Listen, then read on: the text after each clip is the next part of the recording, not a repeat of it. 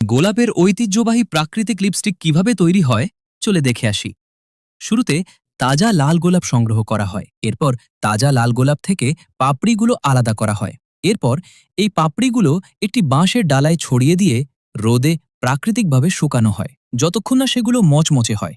পুরোপুরি শুকিয়ে যাওয়া গোলাপের পাপড়িগুলো একটি খলবাটা যন্ত্র দিয়ে পিষে পাউডার করা হয়। এরপর একটি সূক্ষ্ম চালনি দিয়ে পাউডারটি চেলে নেওয়া হয়, যাতে কোনো বড় কণা না থাকে।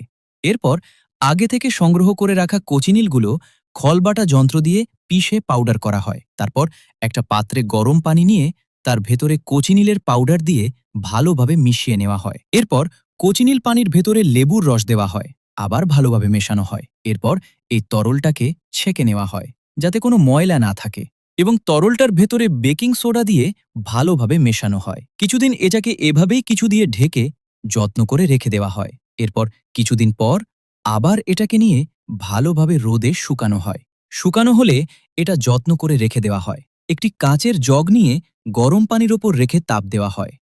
এতে সুগন্ধি বাদাম তেল, প্রাকৃতিক মৌচাকের মোম এবং শিয়া বাটার যোগ করা হয়।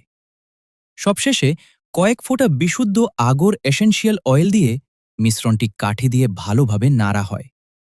সবগুলো উপাদান পুরোপুরি গলে তরল হয়ে গেলে মিশ্রণটি অত্যন্ত সাবধানে একটি যন্ত্রের ভেতরে রাখা হয়। কিছুক্ষণ পর ঠান্ডা হয়ে জমাট বাঁধার পর তা বাঁশের তৈরি লিপস্টিক টিউবে ঢেকানো হয়। লিপস্টিকটি ব্যবহারের জন্য তৈরি হয়ে গেছে। তারপরই আমরা একটি প্রাকৃতিক লিপস্টিক দেখতে পাই।